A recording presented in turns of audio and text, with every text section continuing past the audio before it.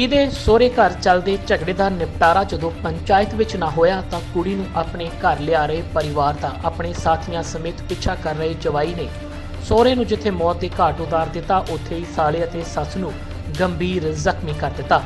ਇੰਨਾ ਹੀ ਨਹੀਂ, ਸਹੁਰੇ ਤੇ ਕੀਤੇ ਹਮਲੇ ਦੌਰਾਨ ਬੇਕਾਬੂ ਹੋ ਕੇ ਮੋਟਰਸਾਈਕਲ ਰੇਹੜੀ ਪਲਟਣ ਕਾਰਨ ਉਸ ਦਾ ਆਪਣਾ 1 ਸਾਲ ਦਾ ਮਾਸੂਮ ਬੱਚਾ ਤੇ ਪਤਨੀ ਵੀ ਜ਼ਖਮੀ ਹੋ ਗਏ।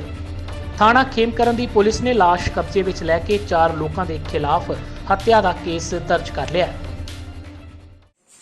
ਇਹ ਮਾਮਲਾ ਅਸਲ ਵਿੱਚ ਸੋਨੀਆ ਪਤਨੀ ਦਲੇਰ ਸਿੰਘ ਪਿੰਡ ਵੈਰੋਵਾਲ ਦੀ ਰਹਿਣ ਵਾਲੀ ਹੈ। ਇਹ 2 ਸਾਲ ਪਹਿਲਾਂ ਇਹਦੀ ਸ਼ਾਦੀ ਸਤਨਾਮ ਸਿੰਘ ਪੁੱਤਰ ਬਲਦੇਵ ਸਿੰਘ ਵਾਸੀ ਵੈਰੋਵਾਲ ਦਾ ਹੋਈ ਸੀ।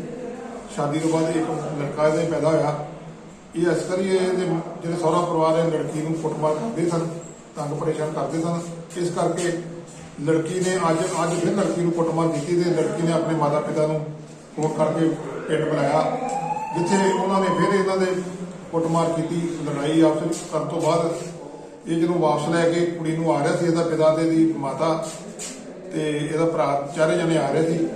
ਇਹਨਾਂ ਨੇ ਮੋਤੀ ਮਹਿਲ ਦੇ ਬਰਾਬਰ ਤੇ ਆ ਕੇ ਇਸ ਦੇ ਪਤੀ ਇਹਦੇ ਚਾਚੇ ਦੇ ਮੁੰਡੇ ਮੰਗਾ ਸਿੰਘ ਨਾਲ ਇੱਕ ਹੋਰ ਬਿੰਦੂ ਤੇ ਇਸਦਾ ਜੀਜਾ ਜਿਹੜਾ ਵਾ ਜਤਿੰਦਰ ਸਿੰਘ, ਇਹਨਾਂ 4 ਜਣਾਂ ਨੇ ਇਹਨਾਂ ਨੂੰ ਆ ਕੇ ਇਸੇ ਸੱਟਾਂ ਮਾਰੀਆਂ ਤੇ ਇਹ ਸੱਟਾਂ ਮਾਰਨ ਦੇ ਕਰਕੇ ਇਹਦੀ ਮੌਕੇ ਤੇ ਜਿਹੜੀ ਆ ਦਲੇਰ ਸਿੰਘ ਦੀ ਮੌਤ ਹੋ ਗਈ ਤੇ ਬਾਕੀਆਂ ਦੇ ਦੂਜਿਆਂ ਦੇ ਵੀ ਪਰਿਵਾਰ ਦੇ ਕਾਫੀ ਸੱਟਾਂ ਲੱਗੀਆਂ ਜੀ। ਪੁਲਿਸ ਵੱਲੋਂ ਕੀ ਕਾਰਵਾਈ ਕੀਤੀ ਜਾ ਰਹੀ ਹੈ? ਮੁਕੱਦਮਾ ਦਰਜ ਕਰਕੇ ਕਾਰਵਾਈ ਕੀਤੀ ਜਾ ਰਹੀ ਹੈ, ਪੋਸਟਮਾਰਟਮ ਕਰਵਾਇਆ ਜਾ ਰਿਹਾ ਜੀ। ਕਿੰਨੇ ਬੰਦੇ ਦੇ ਖਿਲਾਫ ਥਾਣਾ ਖੇਮਕਰਨ ਦੇ ਵੱਲੋਂ ਮੁਕੱਦਮਾ ਦਰਜ ਕੀਤਾ ਗਿਆ ਜੀ? 4 ਦੋਸ਼ੀਆਂ ਦੇ ਖਿਲਾਫ ਮੁਕੱਦਮਾ ਦਰਜ ਕੀਤਾ ਗਿਆ। ਕਿੰਦੀ ਸ਼ਿਕਾਇਤ ਹੋਇਆ ਸਰ?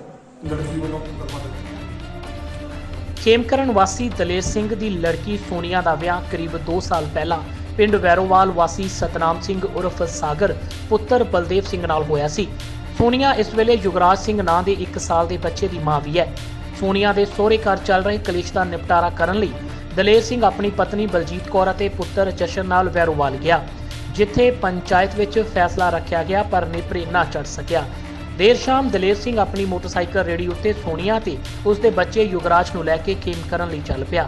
ਉਹ ਖੇਮਕਰਨ ਤੋਂ ਕੁਝ ਹੀ ਦੂਰੀ ਉੱਤੇ ਸੀ ਕਿ ਪਿੱਛੋਂ ਸੋਨੀਆ ਦਾ ਪਤੀ ਆਪਣੇ 3 ਹੋਰ ਸਾਥੀਆਂ ਨੂੰ ਨਾਲ ਲੈ ਕੇ 2 ਮੋਟਰਸਾਈਕਲਾਂ ਤੇ ਸਵਾਰ ਹੋ ਕੇ ਪਿੱਛੇ ਆ ਗਿਆ, ਜਿਨ੍ਹਾਂ ਨੇ ਰੇਹੜੀ ਚਲਾ ਰਹੇ ਦਲੇਰ ਸਿੰਘ ਤੇ ਹਮਲਾ ਕਰ ਦਿੱਤਾ, ਜਿਸ ਕਾਰਨ ਰੇਹੜੀ ਪਲਟ ਗਈ ਅਤੇ ਉਸ ਵਿੱਚ ਸਵਾਰ ਸਾਰੇ ਲੋਕ ਜ਼ਖਮੀ ਹੋ ਗਏ, ਜਦੋਂ ਕਿ ਡਾਂਗਾ ਮਾਰ ਕੇ ਸਾਗਰ ਨੇ ਆਪਣੇ ਸਹੁਰੇ ਦਲੇਰ ਸਿੰਘ ਦਾ ਕਤਲ ਕਰ ਦਿੱਤਾ।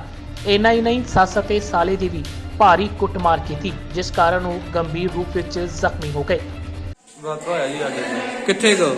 ਆਹ ਜਿਹੜਾ ਮੋਤੀ ਮਹਿਲ ਪੈਲਸ ਜਿਹੜਾ, ਹਾਂਜੀ, ਉਹਨਾਂ ਨੇ ਉੱਥੇ ਵਾਕਾ ਹੈ। ਕਿੰਨੇ ਸੱਟਾਂ ਮਾਰੀਆਂ ਤੁਹਾਨੂੰ? ਜਿਹੜਾ ਪ੍ਰਾਹੁਣਾ ਸੀ ਉਹਨਾਂ ਨੇ ਸੱਟਾਂ ਮਾਰੀਆਂ ਸਨ। ਝਗੜਾ ਕੀ ਸੀ ਤੁਹਾਡਾ?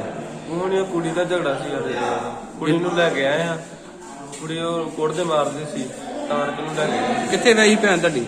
ਵੈਰੋਵਾਲ ਜੀ। ਅੱਛਾ, ਕੀ ਨਾਂ ਤੁਹਾਡੇ ਪ੍ਰਾਹੁਣੇ ਦਾ? ਪ੍ਰਾਹੁਣੇ ਦਾ ਜੀ ਸਾਗਰ ਜੀ। ਕਿੰਨੇ ਜਣੇ ਸੀ ਉਹ? ਉਹ ਹੈਗੇ ਸੀ 4 ਜਣੇ ਹੈਗੇ। ਦੱਸਣਾ ਬਣਦਾ ਹੈ ਕਿ ਇਸ ਹਮਲੇ ਦੌਰਾਨ ਰੇਹੜੀ ਪਲਟਣ ਕਰਕੇ ਸੋਨੀਆ ਅਤੇ ਉਸਦਾ 1 ਸਾਲ ਦਾ ਬੱਚਾ ਵੀ ਜ਼ਖਮੀ ਹੋ ਗਏ। ਜ਼ਖਮੀਆਂ ਨੂੰ ਖੇਮਕਰਨ ਤੋਂ ਮੁੱਢਲੀ ਸਹਾਇਤਾ ਦੇ ਕੇ ਪੱਟੀ ਲਈ ਰੈਫਰ ਕਰ ਦਿੱਤਾ ਗਿਆ। ਪੰਜਾਬੀ ਸਟੇਸ਼ਨ ਲਈ ਜਗਜੀਤ ਸਿੰਘ ਟਲ ਦੀ report.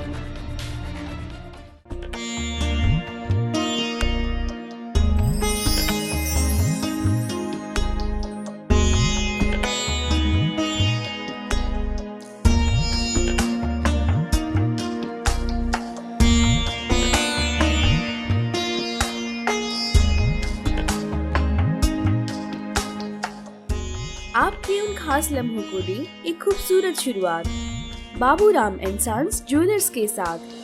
Baburam and sons jewellers, Banga road, अपरा।